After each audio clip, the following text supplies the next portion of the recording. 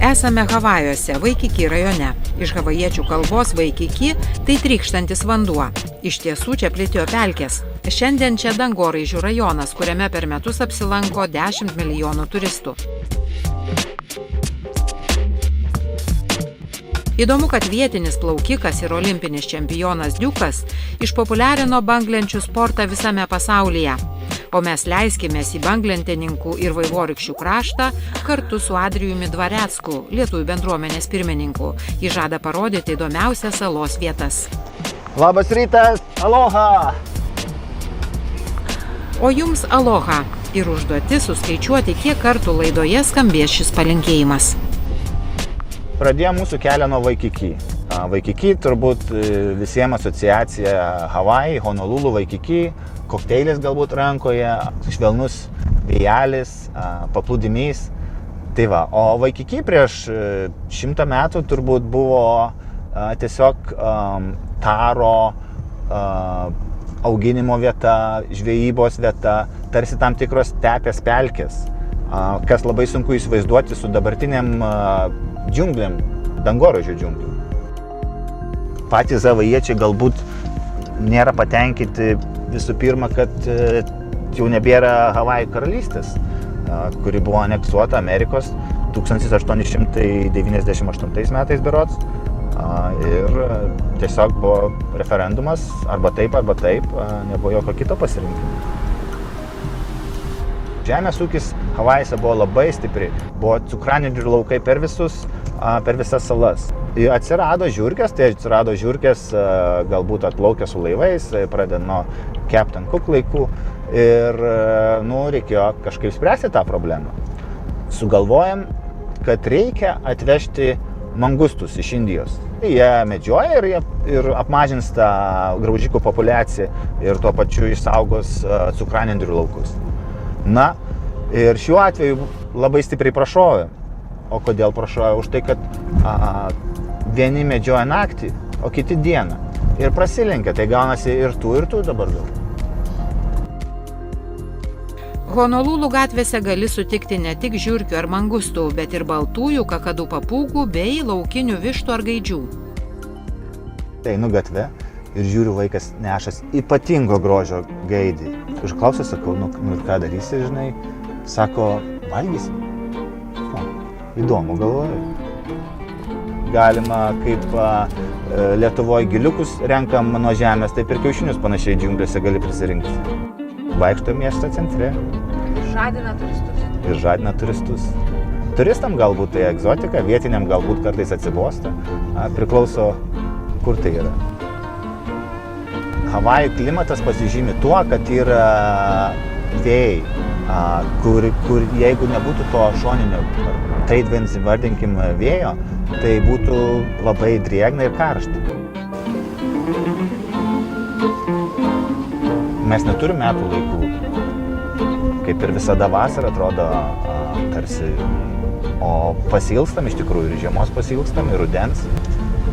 Kartais nebejauti taip įsijauti visą gyvenimą, kad nebejauti laiko tėkmės, pamiršti netgi, kuri yra diena. Jeigu nebūtų kažkokį darbo susitikimą ir taip toliau, tai galbūt taip ir gyventum.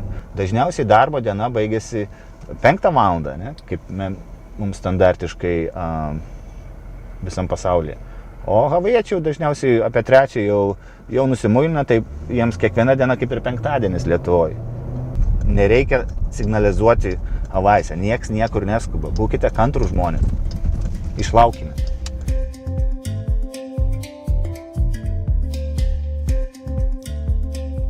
Stabtelkime Ramiojo vandenyno pakrantėje, kur pasišildyti atplaukia ruoniai, juos mėgsta stebėti turistai.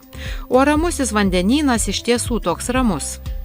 Tas pavadinimas ramusis yra labai apgaulingas, nes ramusis vandenynas yra labai pavojingas. Netgi gal jūs turbūt patys ir matėm ir girdėjom, kaip sekėsi Mockui perplaukti ir tai iš tikrųjų yra didelė stichija.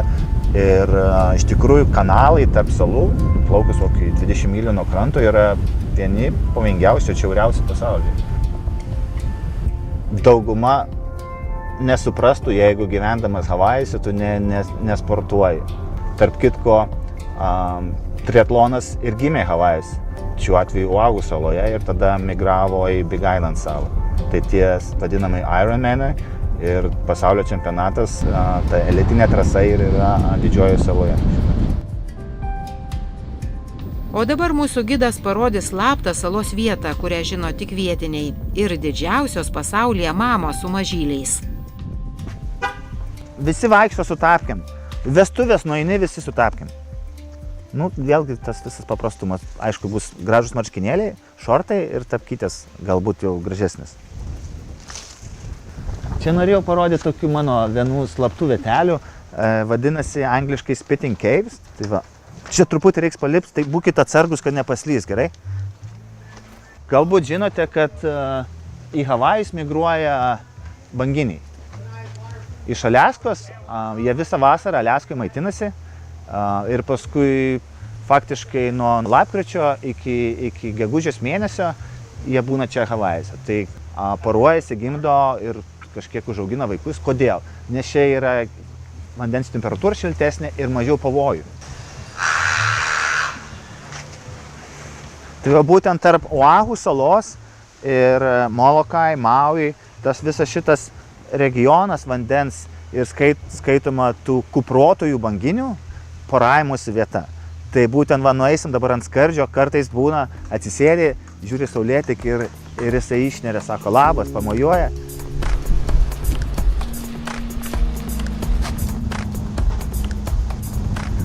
O jeigu pažvelgtume į šitą lavos reljefą, tai kaip toj Andriaus Mamontovo dainoj, Marso kanjonai. Havajų salos vis dar auga ir ypatingai Didžiojoje saloje, nes įsiveržė ugnikalniai, tai lava suteka į vandenyną. Jeigu kas nori pirkti nekilnojamą turtą, tai dabar yra pigiau, kol neiškilo iš vandens. Esame kuprotųjų banginių draustinyje, čia lankomės birželio viduryje. Regis pavėlavome, banginiai jau atsivedė jauniklius ir ką tik iškeliavo.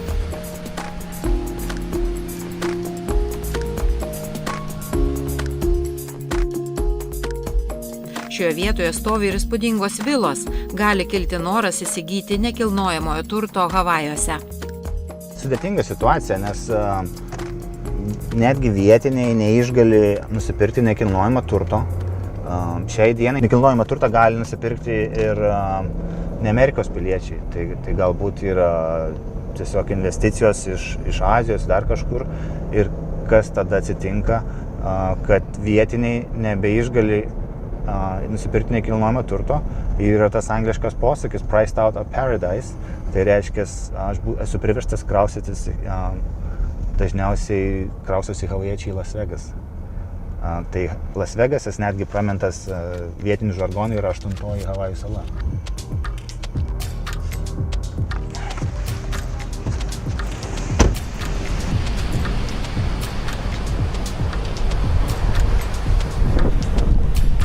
Where in Europe? Lithuania. Lithuania? Yeah. That's amazing. You guys came far. Yeah. How do you guys like your trip so far? Very good. They're enjoying it, yeah? Are you guys doing a little bit of bodyboarding? Yeah. Čia vadinamasis sandys paplūdimys. Tai čia nėra banglenčių sportas, o yra bodyboarding, kur atsigulus ant lentutės. Tai tie lastukai reikalingi, kad pasivytum bangą.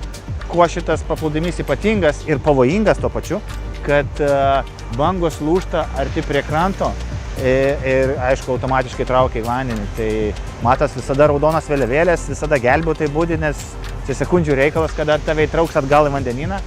Ir čia jau tik tai profesionalai ir pusiau profesionalai rekomenduotina. Vadina vietiniai neck breakers bridge. Tai jeigu nori nusilaužti sprandą, čia gera vieta tai padaryti. Apgaulingai rami įlanka taip ir pavadinta – galima sprandą nusilaužti.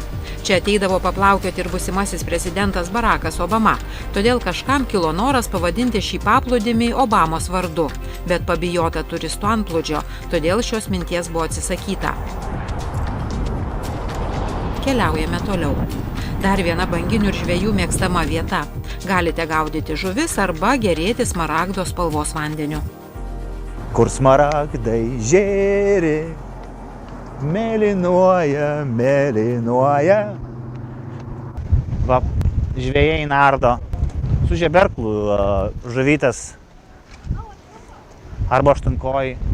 Pagaunam tuną, pagaunam mahi, havajietiškas pavadinimas, tai yra dorado, labai graži žuvis. Einame viršų dabar panoramai. Vietinė žuvis mahi, havajietiškai reiškia labai stipri, dar vadinama auksinė skumbrė ar delfinžuvė ir sveria nuo 7 iki 13 kg. Perfrazavus dainą Mėlynų bangų vandenynas, kaip smaragdas žėri. Esame Makapų parke. Makapų havajietiškai išpūsti akis. Turistus vilioja gamtos panorama, o banginius šiltas vanduo. Vandenyje galima pamatyti milžinišką triušio galvą, toks salos pavadinimas. O kur renkasi Havajuose gyvenantis lietuviai? Nu, va ten tolumoje mato tokią gražią smėlio juostą. Tai va tas smėlio juostas vadinasi Vaimanalo paplūdimys. Tai mūsų lietuvių, kaip sakant, neoficiali susitikimo vieta. Kiekvieną sekmadienį į bažnyčią galbūt ne visi eina, bet į paplūdimį daugiausia visi ateina. Vaimanalo paplūdimys. Kiekvieną sekmadienį. Keliaujame toliau. Vietinių vairavimo subtilybės Aloha dvasioje. Tai yra, o gal galėčiau kelyje jūs praleisti? Matot, vėlgi grįžtam prie to Aloha spirit. Vienas kitą praleisti, net 5 kartų turi atsiklausti, ar aš tai praleisiu, ar tu mane nori praleisti. Nu, žinot, kuris kuriam pirmumą norim duoti. Aš tai noriu praleisti, net. Aš tai noriu praleisti. Nu, gerai. Čia telpa visi. Vienoje gatvės pusėje prabangus namai, kitoje vietinių trobelės. Čia vasaroja ir pats Barakas Obama. Čia va kur šitą tvara. Štai va čia po dešinę Barakas mums turėtų pamajuoti, arba jo apsauga. Esame 45 minutės kelio nuo Waikiki. Vaimanalo paplūdimys, akinančiai baltas smėlis ir smaragdinis vanduo. Saulė čia negailestinga, be apsauginio kremo geriau nesirodyti. Kiekvieną sekmadienį čia pramogauja Havajuose gyvenantis lietuviai. Pats metas su jais susitikti. Skambinam Elenutei. Jo, Adrijau, aha. Elenutė, tai laukiam jūsų. Kur jūs? Aš prie Benin. Supratau, matau, pamojuokit. Gerai, einam link jūsų. Išeivijos poeto Kazio Bradūno dukra Elena Glinskienė ir Adrijus Dvareckas, lietuvių bendruomenės Havajuose pirmininkas, planuoja susitikimą parke, vadinamoje Magiškoje saloje. Tai ne tik lietuvių, bet ir vietinių mėgiama vieta, nes čia ypatingi saulėlydžiai. My name is Patricia. Mano vardas Patricija Ana Norton. Prieš santuoką mano pavardė buvo lietuviška Narutautas. Turiu giminių Palemone ir Kaišiadoryse. 100% esu lietuvė.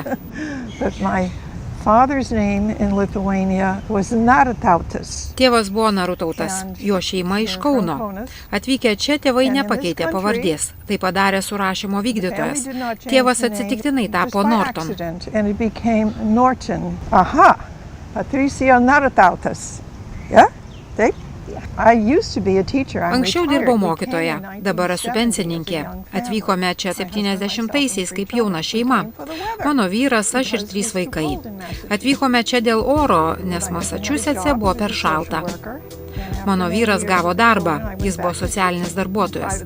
O aš po daugelio metų vėl pradėjau dėstyti privačioje mokykloje. Čia yra Čarlzas Nortonas. Jis gimė šioje šalyje 1903-aisiais. O mano mama Stella Zilevič, gimusi 1912-aisiais. Ši nuotrauka daryta 1929-aisiais. Po 10 metų gimiau ir aš.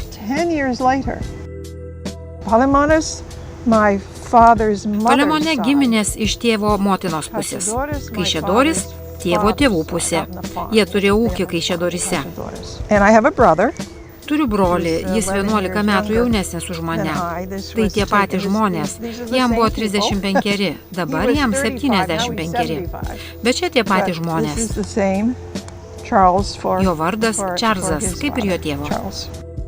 Mokytoja Patricija Norton į Lietuvą atvyko per tarptautinę švietimo programą Apple.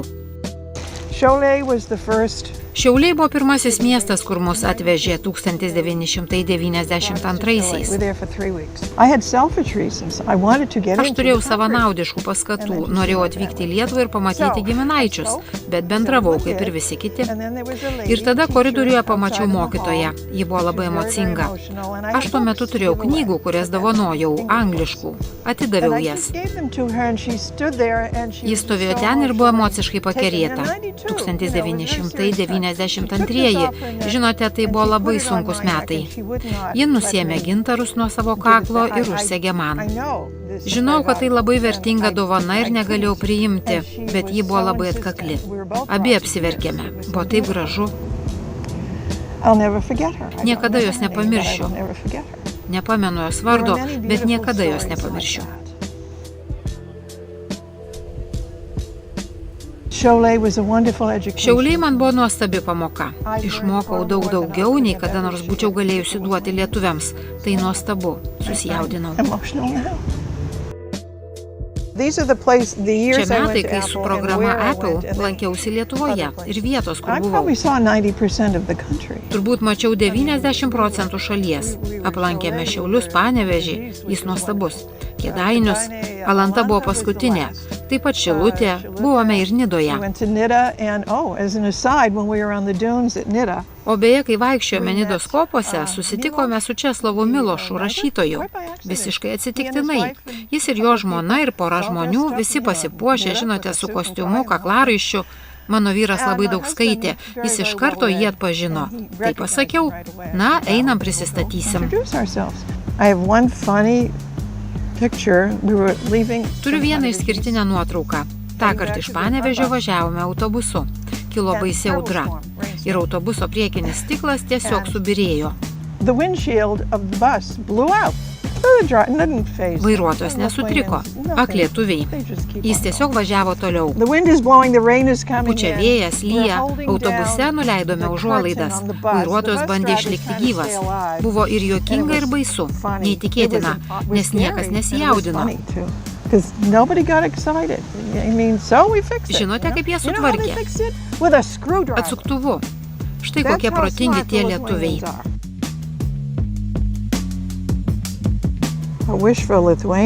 Linkėjimai Lietuvai. Linkiu, kad Putinas išgaruotų. Tai vienintelis būdas, kad Ukrainos norai išsipildytų. Taip pat ir kitų šalių – Latvijos, Estijos ir Suomijos, visų. Mano palinkėjimas Lietuvai ir toliau atkakliai siekti savo tikslo. Istorija kartojasi. O mano šalyje šiandien man gėda ir nejauku būti amerikiete. Žinote, man nerūpi, ką kiti sako. Bet tai tiesa, tai gėdinga. Taigi linkiu lietuviams išlaikyti energiją ir ryžtą, niekada neleisti diktatoriui atimti tapatybės. Take away who they are, their identity.